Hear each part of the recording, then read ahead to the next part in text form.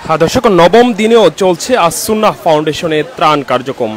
এই ত্রাণগুলো এখানে যে আস-সুন্নাহ ফাউন্ডেশনের যে মাদ্রাসা রয়েছে সে মাদ্রাসাতে এই ত্রাণ প্যাকেজিং করছে স্বেচ্ছাসেবক যারা রয়েছে। আপনারা দেখতে পাচ্ছি এই মুহূর্তে শত শত স্বেচ্ছাসেবীরা কিন্তু কাজ করছে এই ত্রাণ প্যাকেজিং এবং গাড়িতে লোড করা শুরু থেকে বিভিন্ন কাজ তারা করছে। এবং ঠিক সামনেই কিন্তু বেশ কিছু ট্রাক রয়েছে যেগুলো বন্যাত্ম অঞ্চলগুলো রয়েছে, নোয়াখালী, ফেনী সহ যেসব অঞ্চলে বন্যা হয়েছে সে অঞ্চলগুলোতে এই ত্রাণগুলো চলে যাচ্ছে। আমরা দেখতে পাচ্ছি যে শত শত স্বেচ্ছাসেবক মানুষ কিন্তু এখানে রয়েছে, আস-সুন্নাহ ফাউন্ডেশনে রয়েছে, ত্রাণ কার্যক্রমে তারা সহযোগিতা করছে। দর্শক, আপনারা জানেন যে গতকালকে আস-সুন্নাহ ফাউন্ডেশনের যে চেয়ারম্যান শায়খ আহমদুল্লাহ তিনি জানিয়েছিলেন যে 100 কোটি টাকার ছাড়িয়েছে এই যে ত্রাণ কার্যক্রম, মানুষের যে আস-সুন্নাহ ফাউন্ডেশনকে যে ত্রাণ দিয়েছে, জমা দিয়েছে, সেটি 100 কোটি টাকা ছাড়িয়ে গিয়েছে। এবং তাছাড়াও আমরা যেমনটা দেখতে পাচ্ছি এই নগদ অর্থ ছাড়াও কিন্তু বিভিন্ন ত্রাণ কিন্তু এখানে আসছে। এবং তিনি আরেকটি বিষয় জানিয়েছেন যে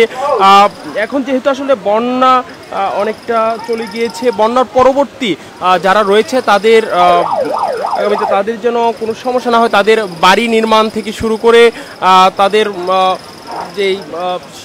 তাদের বাড়িঘর ভেঙে গিয়েছে সেই বাড়িগুলো নির্মাণ করে দিবে এবং বেশ কিছু মানুষের যে কর্মসংস্থানের যে সুযোগ সেটিও কিন্তু করে দেওয়ার কথা তিনি জানিয়েছেন। এবং তিনি বন্যার পরবর্তী 100 কোটি টাকার পরিকল্পনা কিন্তু গ্রহণ করেছে আস-সুন্নাহ ফাউন্ডেশন থেকে। আমরা দেখতে পাচ্ছি যে এখানে যারা ত্রাণ এই মুহূর্তে প্যাকেজিং করছেন এবং সেগুলো কিন্তু একটি জায়গায় জড়ো করছে, যেটি অনেকটা পাহাড় সমান বলা যায়, যে অনেকটা বলা যায় কিন্তু যে এখানে আমরা ত্রাণের পাহাড় আমরা দেখতে পাচ্ছি এই মুহূর্তে, কিন্তু সে তেমনটাই কিন্তু বলা যাচ্ছে। আমরা দেখতে পাচ্ছি যে অনেক স্বেচ্ছাসেবীরা কিন্তু অনেক সুন্দর। আমরা একটু কথা বলি। আপনারা আজকে সকাল থেকে অনেক ভালো লাগছে, মন অনেক ভালো, মানে খুশি আমি এখানে আসি। অনেক আশা ছিল এখানে আসবো, 4 দিন পরে আসলাম আজকে। ঢাকা কেরানীগঞ্জ। আপনারা কোথা থেকে এসেছেন? আমি ড্যামরা কোনাপাড়া থেকে। তো অনেক ভালো লাগছে, কারণ স্বেচ্ছায় এই সহযোগিতা করছি, এতে করে বন্যার্ত যারা তাদের কাছে যে সহযোগিতা করতে পারছি না, কিন্তু এখান থেকে যেটা সহযোগিতা করা যাচ্ছে মনে হচ্ছে যে বন্যার্তদের পাশে কিছুটা হলেও দাঁড়াতে পারছি। এটা নিজেদের কাছে ভালো লাগছে স্বেচ্ছায় সহযোগিতা। দেখতে পাচ্ছেন যারা স্বেচ্ছায় এখানে সহযোগিতা করছেন তারা কিন্তু আনন্দ প্রকাশ করছেন যে তারা হয়তো কেউ যেতে পারেন নাই, বন্যাত্ম মানুষকে সরাসরি সহযোগিতা করার জন্য তারা যেতে পারে নাই, কিন্তু এখানে ত্রাণে সহযোগিতার মধ্য দিয়ে কিন্তু সেই আনন্দটা তারা পাচ্ছে। এমনটাই আমরা সামনের দিকে একটু যদি দেখানোর চেষ্টা করি যে এখানে কিন্তু বস্তা থেকে চালগুলো একদিকে বের করেছে এবং অন্য দিকে কিন্তু প্যাকেজিং করা হচ্ছে, একটি বালতির মধ্য দিয়ে কিন্তু প্যাকেজিং করা হচ্ছে। সেই প্যাকেজিংগুলো একসাথে জড়ো করা হচ্ছে, যেগুলো কিছুক্ষণ পর পর কিন্তু ট্রাকে লোড করা হচ্ছে এবং ট্রাকগুলো দিয়ে বন্যাত্ম মানুষ যারা রয়েছে অর্থাৎ ফেনী এবং নোয়াখালীতে কিন্তু সেগুলো চলে যাবে। এবারে কিন্তু শত শত স্বেচ্ছাসেবীরা এখানে এই ত্রাণ কার্যে সহযোগিতা করছেন।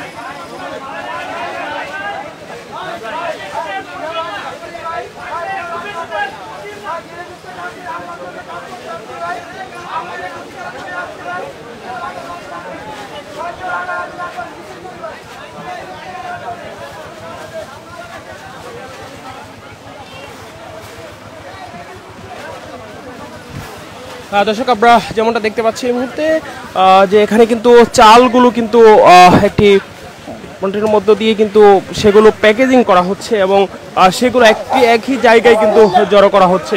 এবং এখানে কিন্তু শত শত স্বেচ্ছাসেবীরা কাজ করছেন এই ত্রাণ সংগ্রহ এবং ত্রাণ প্যাকেজিং করার ক্ষেত্রে কিন্তু তারা অনেকেই সহযোগিতা করছেন। এবং অনেকেই যারা এখানে এসেছেন সহযোগিতা করতে তারা বলছেন যে বিভিন্ন জায়গা থেকে তারা ছুটে এসেছেন। আমরা একটু কথা বলি আপনার সাথে।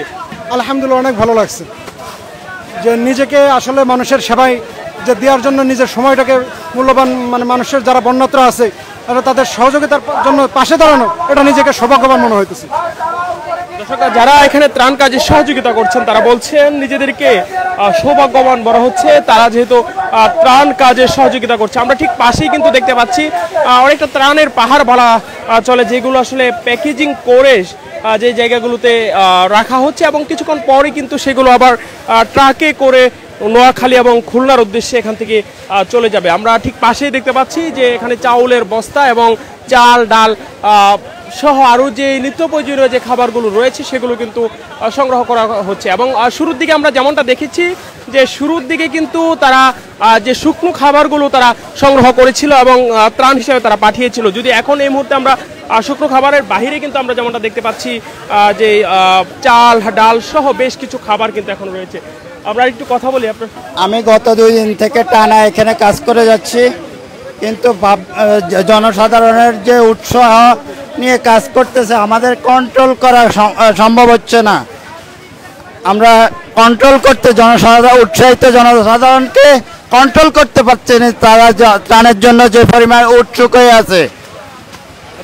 অনেকে উৎসুক জনতা এখানে কিন্তু ত্রাণ উৎসুক জনতা আসলে ঠিক বলাটা ঠিক হবে না, যেহেতু এখানে যারা আছেন তারা কিন্তু সবাই প্যাকেজিং এর জন্য স্বেচ্ছাসেবী হিসাবে স্বেচ্ছায় তারা শ্রম দিচ্ছেন। তারা অনেকেই বলছেন যে তারা হয়তো নোয়াখালী এবং ফেনীতে গিয়ে ত্রাণ দেওয়া তাদের পক্ষে সম্ভব হচ্ছে না, যার ফলে তারা এখানে এসে ত্রাণ তারা সংগ্রহ করছেন।